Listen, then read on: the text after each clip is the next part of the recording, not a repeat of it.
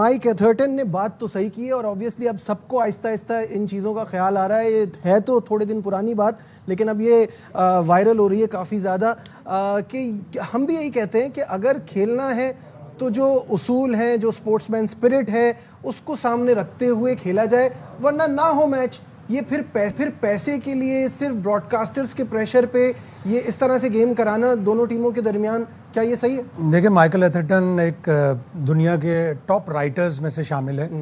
The times में जो उनकी सब्सक्रिप्शन है, मैं इसीलिए लेता हूं कि मैंने माइकल एथर्टन को पढ़ना होता है। कैम्ब्रिज का पढ़ा हुआ है और वो हमेशा अच्छी बात करता है। उसने कभी आईपीएल में जाके कमेंट्री नहीं मांगी, उसने कभी इंडिया में जाके कमेंट्री नहीं मांगी, और वो हक बात सच बात करता है। पाकिस्तान से उसकी खुसूसी एफिलिएशन है। उसको पिछले क्रिकेट बोर्ड ने पाकिस्तान बुला के एक डॉक्यूमेंट्री भी पाकिस्तान की क्रिकेट पे बनवाई थी। बिल्कुल ठीक कह रहा है वो। आईसीसी अक्सर ये इकरार करती है, और जब डेव रिचर्डसन आईसीसी के चीफ एग्जीक्यूटिव थे, उन्होंने चैंपियंस ट्रॉफी 2017 से पहले कहा था कि हम फिक्स करते हैं पाकिस्तान और इंडिया के 2 मैच, ताकि कम से कम 2 मैच हो जाएं जिससे हमें रेवेन्यू मिले। तो जो ब्रॉडकास्ट राइट होते हैं $3 बिलियन के, उसमें से हर इवेंट में जो इवेंट होता है आईसीसी का, $500 मिलियन पाकिस्तान और इंडिया के मैच से बनते हैं आईसीसी के। तो बहुत वर्थ होती है उसकी।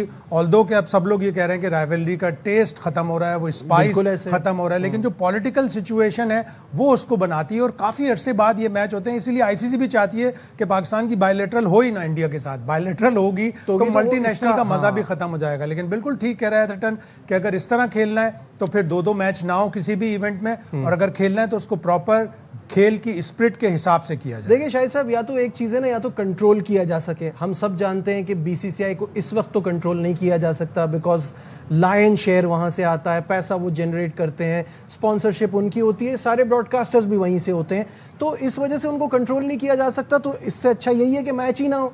ठीक है, पैसों का नुकसान होगा, बट जिस तरह से ये पूरा सिनेरियो चला है, हाथ ना मिलाने से लेके 2 कमेंटेटर्स होंगे दोनों टीमों के लिए, और फिर ट्रॉफी नहीं लेंगे, और उसके बाद फिर अब एक नया रोना धोना मचा हुआ है कि ट्रॉफी हमें नहीं दी। शुक्र है अभी एक ही ग्राउंड में दोनों टीमें खेल रही हैं। ये ना हो कि इंडिया का हम बॉलिंग कराएंगे कोलंबो में, पाकिस्तान खेलेगा कराची में।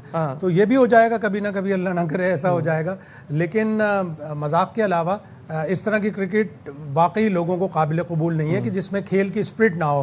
कल ऐसा आइडिया हुआ था कि जैसे पाकिस्तानी प्लेयर्स हैंडशेक ऑफर करेंगे, लेकिन नहीं किया उन लड़कियों ने। जाहिर उन्होंने भी अंदाज़ा लगा लिया होगा, मैनेजमेंट ने उन्हें बता दिया होगा कि इंडियन प्लेयर्स हाथ नहीं मिलाएंगे। आप एग्रेशन देखें कि 2-3 दफ़ा थ्रो मार के पाकिस्तानी बैटर्स को निशाना बनाया गया। टॉस के वक्त हरमनप्रीत कौर ने फातिमा की तरफ देखा तक नहीं। एक स्माइल होती है, एक वो होता है, जज्बा होता है, एक स्पिरिट होती है खेल की, वो बिल्कुल भारत भूल गया है। एरोगेंस है उनका, पैसे का भी एरोगेंस है, उनकी टीमें भी अच्छी हैं। उसका असल जवाब हमें ग्राउंड पर ही देना है। अब हम 12 वनडे इंटरनेशनल इंडिया से हार गए हमारी खवातीन। अगर हम इस तरह खेलेंगे तो फिर एक वक्त आएगा कि वो कहेंगे नहीं यार, इनको अलग ही रखो। फिर वो जो 2 टेस्ट में 2 टियर की बात हो रही है वो भी अलग हो जाएगी। तो हमें उसका जवाब इसी सूरत में दे सकते हैं कि हम अच्छी परफॉर्मेंस नहीं। वो टेस्ट की 2 टियर तो बड़ा एक ज़बरदस्त टॉपिक है, और उस पर तो ऑब्वियसली सोचना भी चाहिए। जिस तरह वेस्ट इंडीज़ और इंडिया का मैच हुआ, और वो किसी के लिए भी अच्छा नहीं है इस तरह की क्रिकेट।